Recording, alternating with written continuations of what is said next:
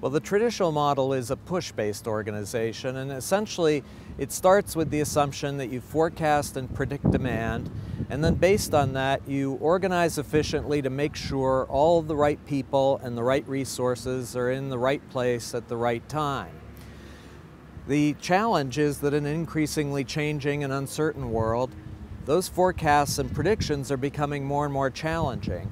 And our sense is that there's a much greater opportunity to move to pull-based organizations where you're focused on building out or participating in platforms that allow you to draw out people and resources when you need them, where you need them. And the challenge here is to make these platforms highly scalable. So you're not just talking about a few key business partners, but you're talking about tens of thousands, hundreds of thousands, or even millions of participants that are continually available to be drawn out when needed.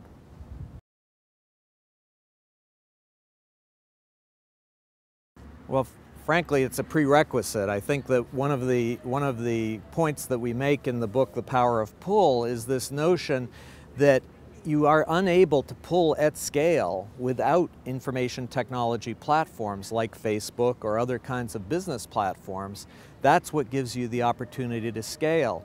And it occurs at many different levels. I mean, just think about the finding resources when you need it, the classic Google kind of application. Most of us would have a hard time imagining what we did pre-Google in terms of pulling those resources through search.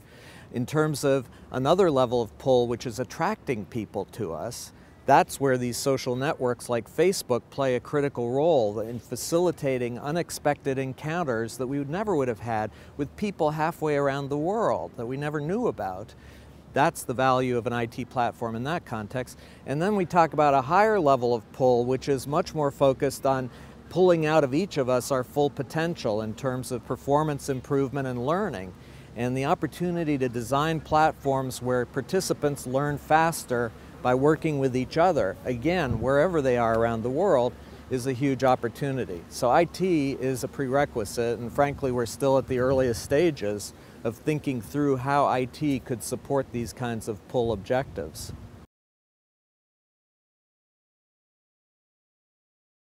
Well, I think the challenge for all educational institutions, not just the McIntyre School, but all educational institutions, is when we talk about push institutions, we're not just talking about companies. It actually applies to all kinds of institutions, including educational institutions. And the challenge is we're living in a pull-based world with push-based institutions. So I think educational institutions have an opportunity and need to step back and say, how can we more effectively harness the power of pull by connecting out to resources and people, wherever they reside, to help accelerate the learning of our students? And do that internally as well. I think the analogies with companies and academic institutions are strong in terms of the institutional silos that have been created. In the academic institution, it's around disciplines. And the notion of how do you promote more cross-fertilization around the edges of these disciplines so that they're connecting with each other more effectively, learning from each other, that's a huge opportunity as well.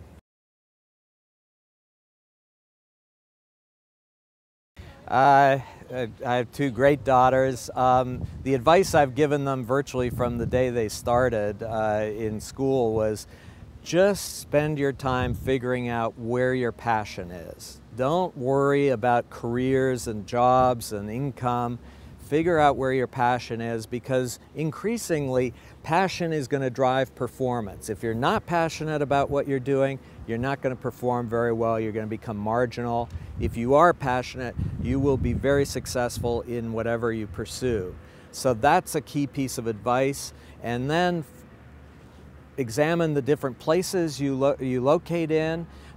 We have a strong belief that you're going to be more likely to develop talent rapidly if you're in a geographically dense concentration, a large urban area that's relevant to your passion and talent objectives. So once you have a passion, look around the world. Don't just look in the US, look around the world to find the spike where the most people with the kind of passion that you have are gathering, and make that your destination in terms of where you're going to make your life.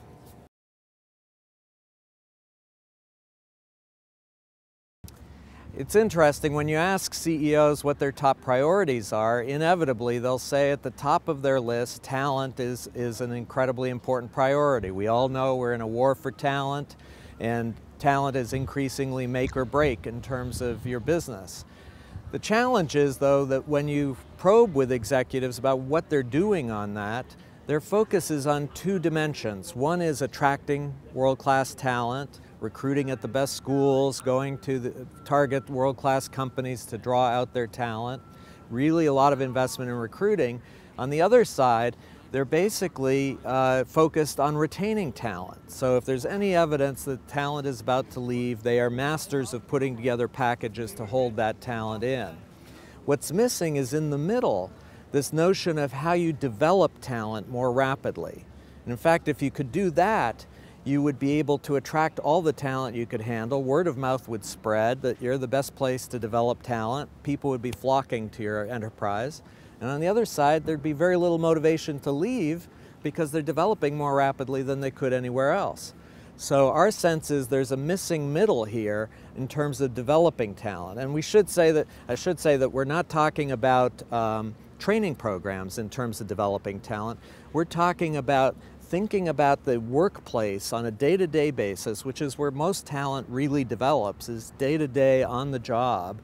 How would you rethink the workspace to accelerate talent development? That's the unmet opportunity that we think is going to define who the winners are in this economy where talent really increasingly matters.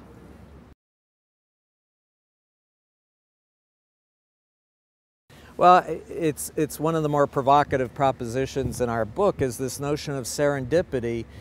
Most of us, when we talk about serendipity, tend to think about it as pure luck. You know, it's something that happens when it happens, and the best you can do is be prepared for it when it does happen. Our view is that actually there's a significant opportunity to shape serendipity, to increase the probability and the quality of those unexpected encounters. And it has to do with choices we make on a day-to-day basis. Number one, in terms of where we spend our time, not just in physical space, but also in virtual space. And then how we spend our time, because the question is, how do you attract people, whatever environment you're in? And through a set of practices, we believe you can significantly shape that serendipity, increase the likelihood of those really increasingly valuable, unexpected encounters.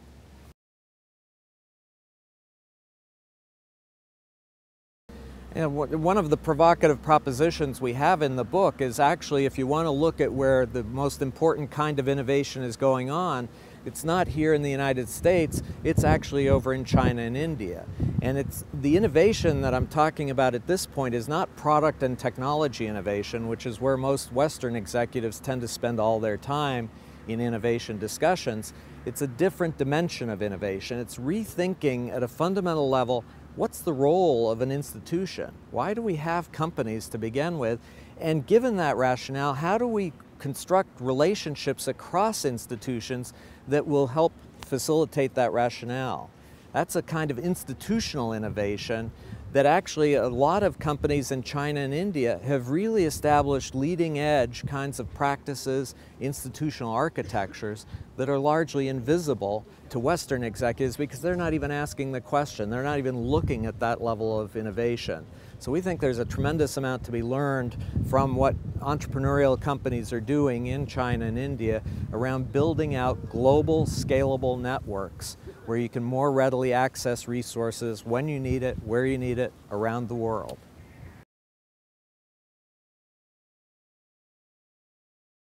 I think it's a huge asset. I don't want to over dramatize it. It's only 4,200 friends, so not quite at the 5,000 limit. But to me, the value of a platform like Facebook is it not only allows me to stay in touch much more effectively with the people I already know, but it's become for me a platform of unexpected encounters with people that actually turn out to be hugely interesting and relevant to my passions and interests. So I commonly on Facebook, if I'm on a friend's wall and I see somebody posting a really interesting comment, provocative comment, and I don't know that person, I'll reach out and ask them to join my network. And then my test of if somebody applies to be a part of my network and invites me to join their network, I will ask the question, do I really find this person as somebody who would be interesting to know? So I turn down a lot of invitations. I'm very selective. The screen for me is, would this be somebody, if I don't know them already, that I'd really find interesting to know? And for me, again, this provides an opportunity to connect in ways that I just wouldn't do in physical space. It's not to say physical connections are no longer important, but this amplifies them in very substantial ways.